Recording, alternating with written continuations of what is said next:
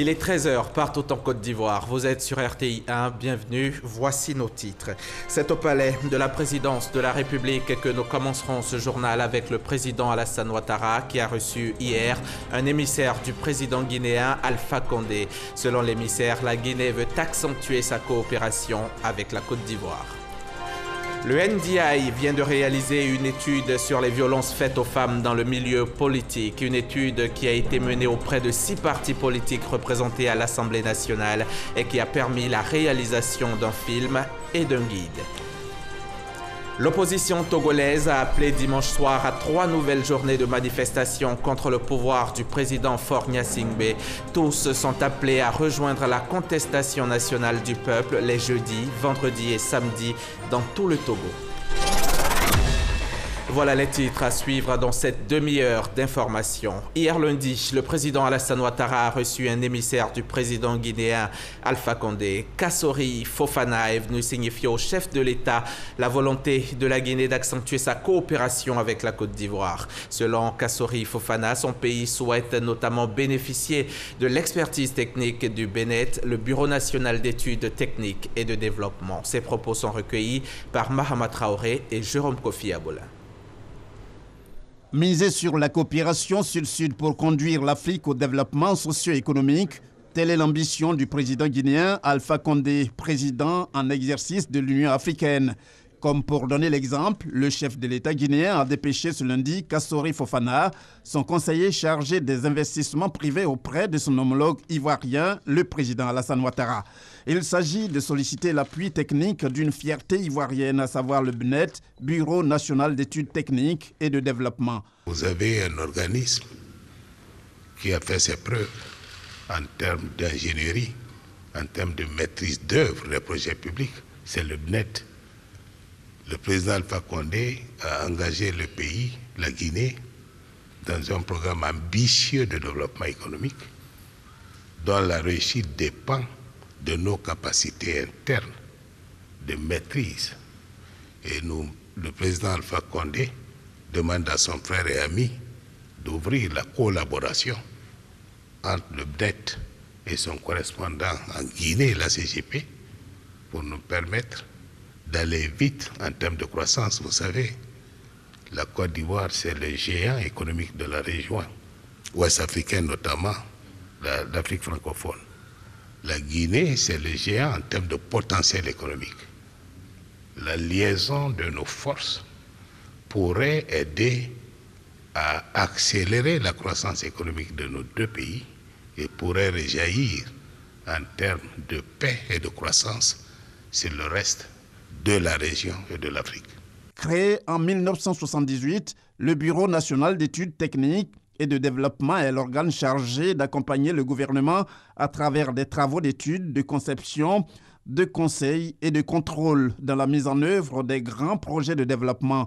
Une expertise avérée puisque le BNET est aujourd'hui implanté dans 4 pays du continent, à savoir le Bénin, la Guinée équatoriale, le Gabon et le Congo-Brazzaville.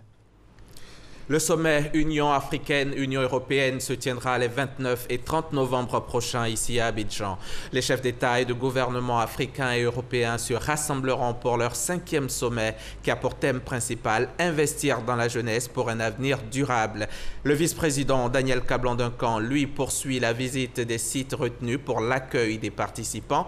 Il était hier à l'aéroport de Yamoussoukro pour se rendre compte de l'évolution des travaux entrepris. Awa Touré, de retour de Yamoussoukro. La Côte d'Ivoire veut faire du sommet Union africaine-Union européenne une réussite totale. Les aéroports concernés par cet événement doivent ainsi répondre aux normes de qualité requises. Après l'aéroport Félix Houphouët-Boigny, le vice-président Daniel Kablan-Duncan était à Yamoussoukro pour évaluer la fin des travaux de l'aéroport de la capitale politique. Un aéroport créé en 1974 et mis en service en 1976 avec une piste d'atterrissage longue de 3000 mètres. C'est à bord d'un bus que le vice-président a visité la piste d'atterrissage qui a été renforcée sur 2500 mètres. Au seuil 23, Daniel Kablan-Duncan s'est vu expliquer l'ensemble des travaux réalisés sous la supervision du BNET. Ensuite, direction le seuil 05, où se trouve le parking en béton hydraulique prévu pour accueillir les avions gros porteurs et le parking en béton bitumineux qui peut recevoir les avions de petite taille. La visite s'est poursuivie à la caserne des sapeurs-pompiers militaires, entièrement rénovée, et à la tour de contrôle, alimentée par un bloc technique réhabilité en profondeur. Le vice-président de la République, Daniel Kablan-Duncan, au terme de cette inspection, s'est félicité de la qualité des travaux réalisés. Ce qui était important à voir, c'est le nombre d'avions qui peuvent stationner ici. Dans la formule la plus large, si tout est petit avion, entre guillemets, genre Falcom, genre Grumman, on peut aller jusqu'à 17. Bon, la configuration la moins favorable, si je puis dire, si on a 2 gros porteurs, des moyens porteurs, des petits porteurs, on peut aller jusqu'à 10. Donc c'est entre 10 et 17. Donc là, de toute façon, nous allons travailler dessus avec l'ensemble des membres du gouvernement, et notamment avec le ministre des Transports, et en fonction donc des types d'appareils qui vont venir, et voir un peu la répartition. Et je voulais vraiment féliciter l'ensemble des différents corps qui ont travaillé ici, parce que les choses ont été faites dans des délais relativement courts, et je pense que la qualité du travail est bonne. Donc Yamoussoukro se présente bien, surtout que les éléments techniques qui ont été indiqués ici permettent l'atterrissage de jour comme de nuit. Après plus de 2 heures de visite à l'aéroport de Yamoussoukro, le vice-président de la République est parti rassuré. Les travaux devraient s'achever dans les jours à venir après le marquage de la piste d'atterrissage. Daniel Kablan-Duncan est rentré à Abidjan comme il est arrivé par la route. Occasion pour lui de tester la qualité de la route Abidjan-Yamoussoukro. Et de retour ici à Abidjan, allons-y à la salle des pas perdus au palais de la présidence de la République où s'est tenu hier un séminaire gouvernemental. À l'ordre du jour, la forêt ivoirienne. Cette réunion sonne le démarrage d'une série de travaux pour la réhabilitation et la préservation de la forêt en Côte d'Ivoire. Alexis Ouedraogo y a assisté pour RTI 1. Son reportage. Un séminaire gouvernemental dédié à la forêt. Ce lundi, sur invitation du Premier ministre Amadou Gon Coulibaly, ils étaient tous là, membres du gouvernement, partenaires techniques et financiers, mais aussi sociétés civiles et industries du bois. De 16 millions d'hectares en 1900, la forêt ivoirienne est passée à ce jour à 3,4 millions d'hectares. Plus de 12 millions de forêts perdues sur ces 115 dernières années. Une situation plus qu'alarmante. Le gouvernement ayant pris la pleine mesure de ce contexte extrêmement délicat pour la Côte d'Ivoire, s'est engagé à élaborer une nouvelle stratégie pour la préservation et la réhabilitation des forêts. Dans ce cadre, le gouvernement a proposé une déclaration de politique de préservation et de réhabilitation des forêts en Côte d'Ivoire.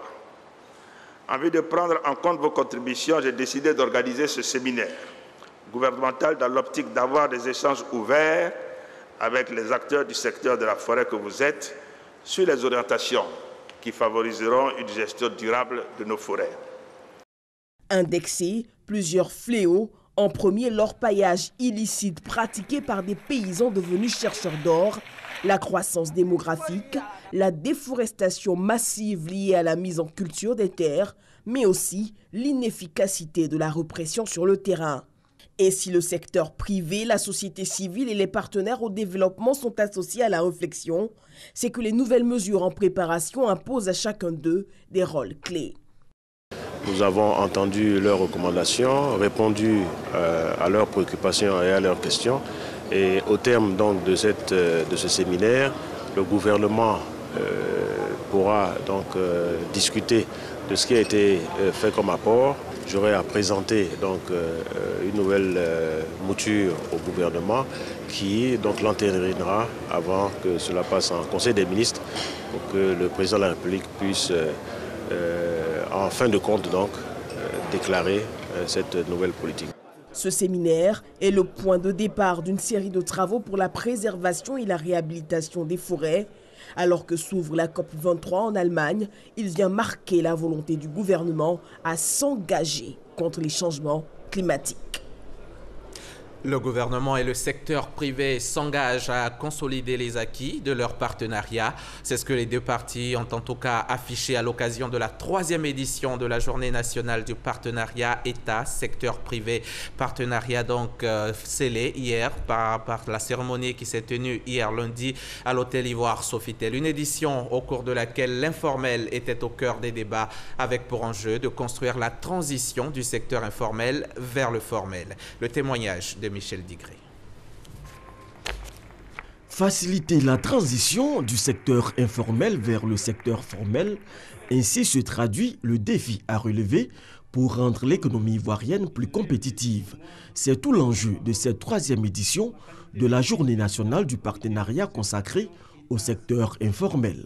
Ce thème sous-tend la nécessité de mutualiser les efforts de l'État et du secteur privé en vue de juguler le développement du secteur informel et d'en assurer un meilleur encadrement pour la transition vers le formel nécessaire à l'éclosion d'une économie plus performante. Une économie ivoirienne plus performante, c'est ce à quoi s'attellent le gouvernement et le secteur privé depuis la création en 2013 d'un cadre de concertation entre les deux parties.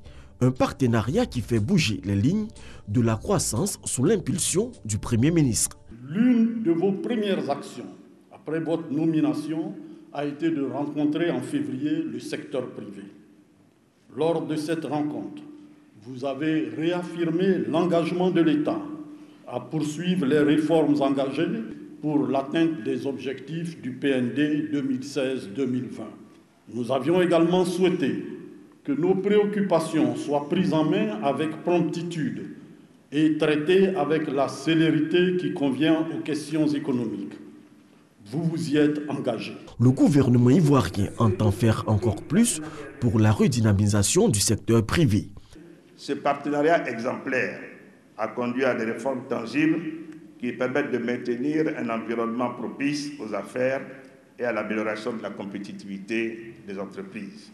En dépit de tous ces acquis, le gouvernement est conscient que l'accès au financement demeure l'une des préoccupations majeures du secteur privé et des PME en particulier.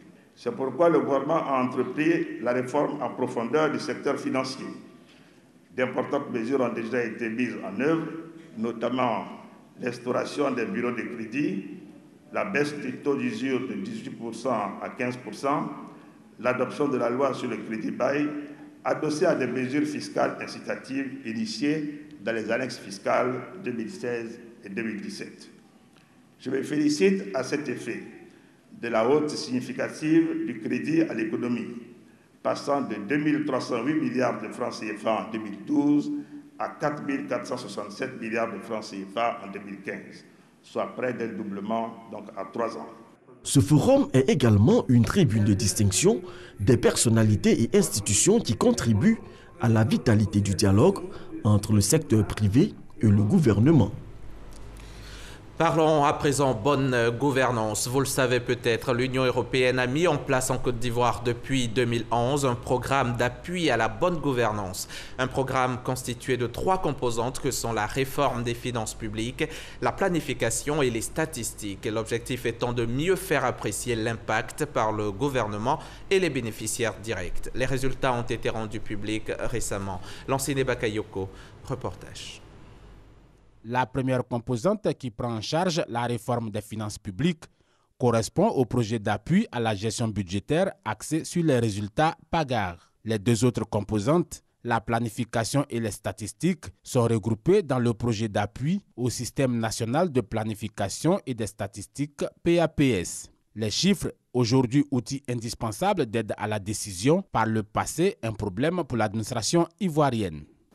Nous nous sommes rendus compte qu'il y avait des éléments essentiels qui manquaient, tant au niveau statistique qu'au niveau même des éléments de politique sectorielle, qui sont en principe des éléments sur lesquels on s'adosse pour avoir un bon cadre de dépenses à moyen terme. Le programme d'appui à la gouvernance aura donc permis d'accélérer la capacité de la Côte d'Ivoire à atteindre les objectifs du Plan national de développement PND, tout en améliorant son ancrage sur le moyen terme. Entre autres résultats, l'élaboration de la stratégie de mise en œuvre de l'accord de partenariat économique régional, l'élargissement de l'assiette fiscale, la gestion automatisée de la documentation cadastrale. Devant ces performances, l'Union européenne admet la qualité du travail abattu. Il y a eu un gros travail qui a été fait sur les finances publiques, sur les statistiques, sur les planifications. Et ces trois axes, qui sont des piliers essentiels de la bonne gouvernance d'un pays, restent des priorités de coopération entre l'Union européenne et la Côte d'Ivoire. Ce discours plutôt flatteur résonne comme une sorte de pression sur les décideurs ivoiriens. Ces résultats qui sont obtenus, ce n'est pas pour simplement meubler nos tiroirs, meubler nos bureaux, mais c'est pour que nous puissions les utiliser, effectivement. Pour le financement du programme d'appui à la gouvernance, l'Union européenne a dû débloquer plus de 7 milliards de francs CFA. Et la coopération Côte d'Ivoire-France, elle aussi, s'accentue chaque jour un peu plus. Pour preuve, le district autonome d'Abidjan bénéficiera de l'expertise de la région de l'Île-de-France dans la conduite de ses actions de développement. Voilà ce qui est ressorti de la séance de travail organisée récemment à Paris entre la présidente de cette région et le gouverneur du district, Robert Begré-Mambé. David Mobio y était aussi. Voici son compte rendu. Au nombre des sujets examinés figurent la santé préventive, l'agroalimentaire, la culture, les arts et le sport, un centre d'incubation avec une capacité d'accueil annuelle de 100 entrepreneurs et un renforcement de ses équipements informatiques. Sur l'environnement et la gestion du trafic routier, le ministre-gouverneur Begré-Mambé a plaidé pour le renforcement des capacités du personnel exerçant dans les parcs et jardins et la mise sur pied d'un système en vue d'une gestion efficiente des transports.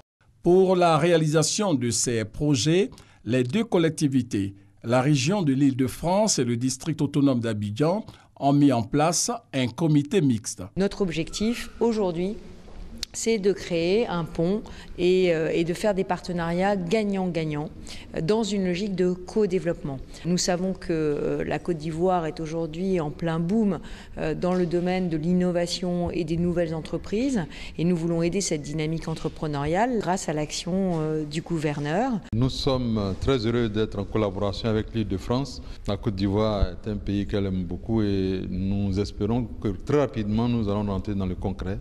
C'est là notre espérance. Je voulais ajouter qu'elle offre la possibilité aux jeunes inventeurs en matière d'art, de culture, de la chanson, la peinture, de participer à un concours international pour regrouper les meilleurs en Île-de-France afin de leur permettre de faire leur première œuvre. Je ne serai pas satisfait, mais très rapidement nous allons passer au concret. Pour matérialiser cette coopération avec le district autonome d'Abidjan, Valérie Pécresse se rendra dans le premier trimestre 2018, ici à Abidjan, où il est prévu la signature d'un acte de coopération. Ici en Côte d'Ivoire, la campagne 2017-2018 est lancée. Cette année, la campagne est marquée par la mise en œuvre du zoning, l'un des axes stratégiques de la réforme de la filière coton anacarde. Prix Borchamp, 265 francs pour le coton graine de premier choix et 245 francs CFA pour le deuxième choix. Que recouvre le zoning pour la chaîne des valeurs de la filière coton? Élément de réponse maintenant avec Noël Niagno. Le coton et la Côte d'Ivoire, un nouveau challenge à l'horizon. La mise en œuvre du zoning, l'un des axes stratégiques de la réforme de la filière. Mais au fait, en quoi consiste le zoning? Que gagne la chaîne des valeurs de la filière? Autrement dit, que gagne le producteur, l'égraineur ou la société cotonnière? Elle consiste donc à attribuer une zone exclusive d'activité à chaque société cotonnière. Chaque société cotonnière qui a une société d'égrainage a un espace. La plus petite unité de cet espace, c'est la sous-préfecture. Quand vous avez votre unité à Ouangolo et que vous allez chercher le coton à Vavois, ça a un coût. Et donc il s'agit pour nous de rationaliser ces coûts parce qu'in fine, c'est le producteur qui supporte l'ensemble des frais d'approche de la filière. Et donc en réduisant les espaces affectés à chaque société cotonnière, affectés à chaque unité, les sociétés cotonnières vont gagner en compétitivité. Et cela va se répercuter donc sur le revenu terminal de producteurs. À compter de la présente campagne 2017-2018, le zoning entre dans sa phase d'application effective sur le terrain, conformément aux dispositions de la réforme de la filière coton anacarde, réforme survenue en 2013. Pour cette campagne, en 1 du zoning, le prix Borchamp du coton graine, premier choix, est fixé à 265 francs CFA, le second à 245 francs. Une reconduction des prix de la campagne 2016-2017. Notons que pour la campagne 2016-2017, le volume de coton produit est de 328 000 tonnes contre 310 000 tonnes la campagne précédente, soit une progression de 5,5%.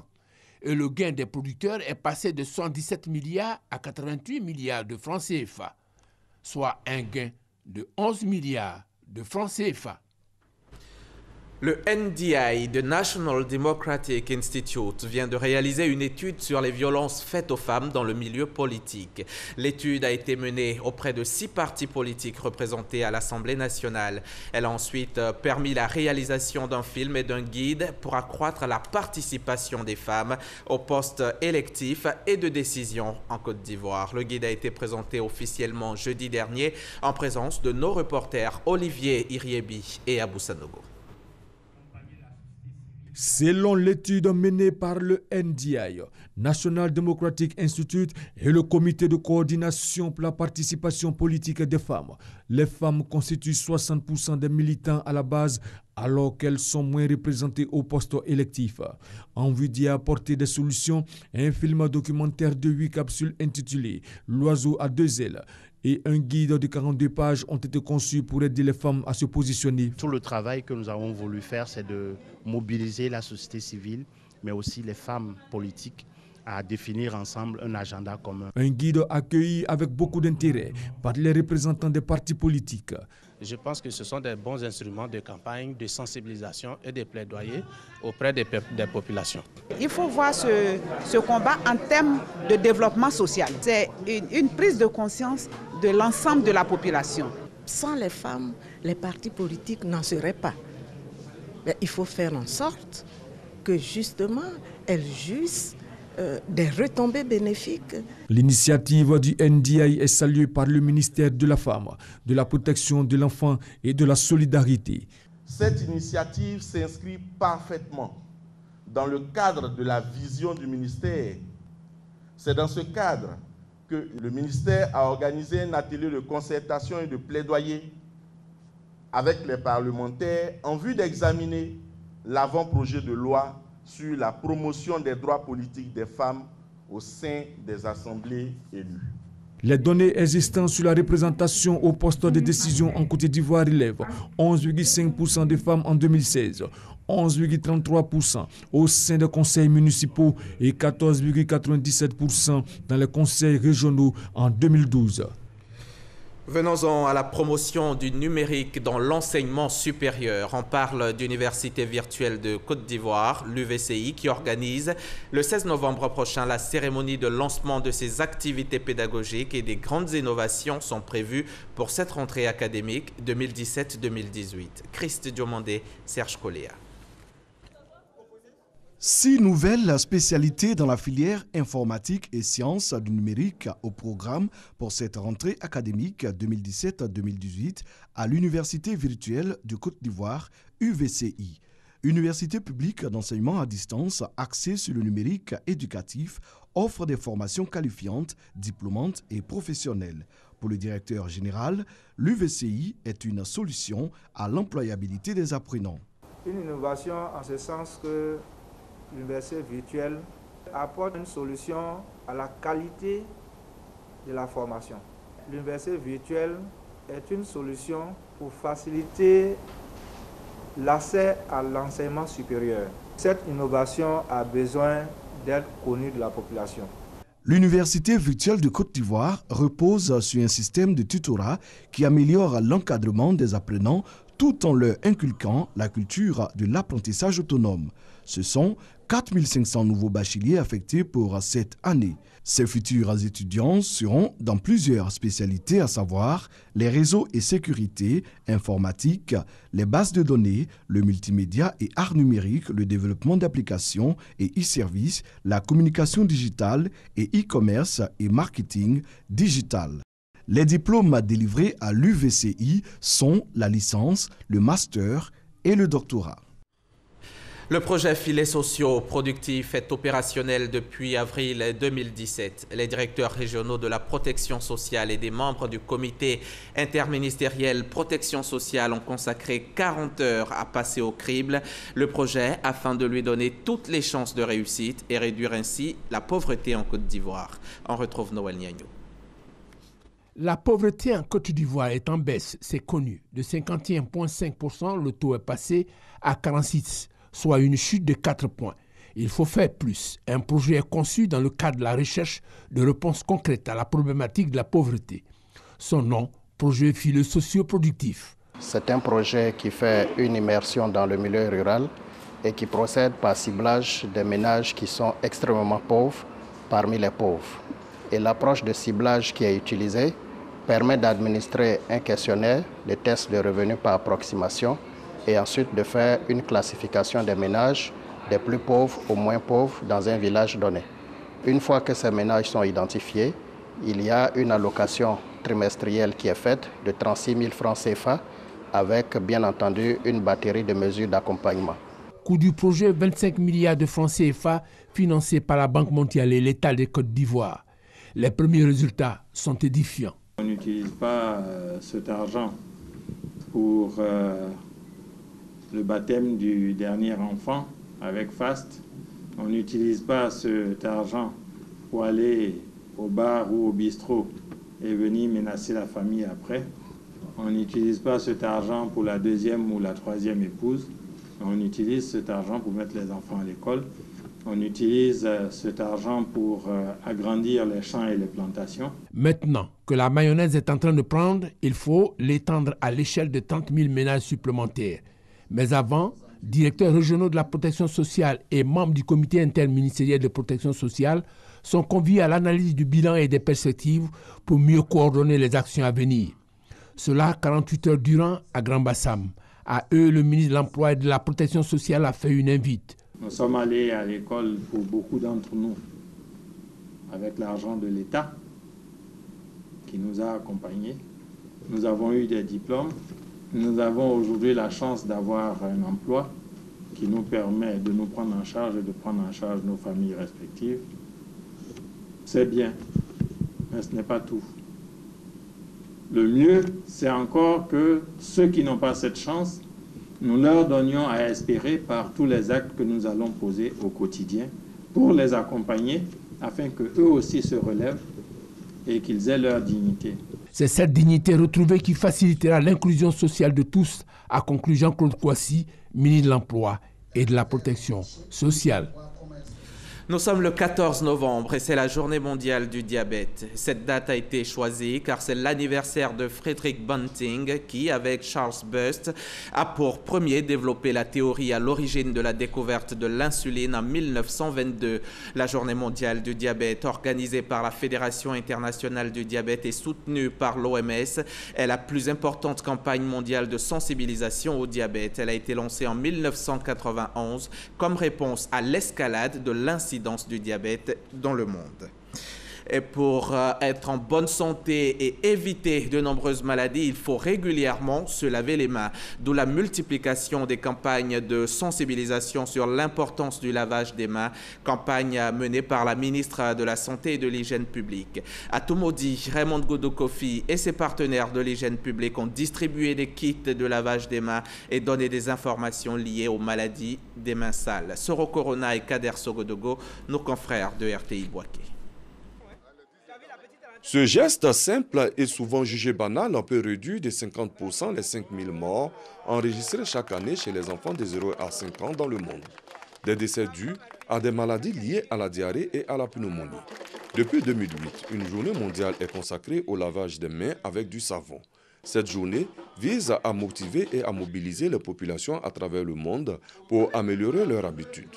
Quant au lavage des mains, les mains doivent être lavées avec du savon à des moments de la journée selon l'Organisation mondiale de la santé. À Toumoudi, le ministère de la Santé et ses partenaires se sont retrouvés pour la célébration de cette journée.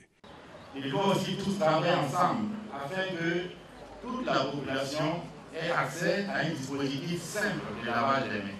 La ministre de la Santé et de l'Hygiène publique a invité les tout-petits à se laver régulièrement les mains afin d'éviter de nombreuses maladies. Raymond Boudou Kofi a également exhorté les tenancières du restaurant à avoir des kits de lavage des mains. Ce qui est le plus important, c'est que quand on veut manger avec les mains, il faut se laver les mains avec de l'eau et du savon. Mais il y a une chose qu'on a faite pendant la période de la lutte contre la maladie à virus Ebola. Quand on n'a pas d'eau, quand on n'a pas de savon, on utilise le gel. Mais quand on a la possibilité d'utiliser de l'eau et du savon, eh bien, on l'utilise et on se lave les mains avec l'eau et le savon. Plusieurs kits de lavage des mains ont été distribués aux écoles primaires et aux restauratrices. Le lavage des mains est un moyen simple de prévenir de nombreuses pathologies. Le rhume, la grippe, l'hépatite A, le choléra et autres maladies diarrhéiques.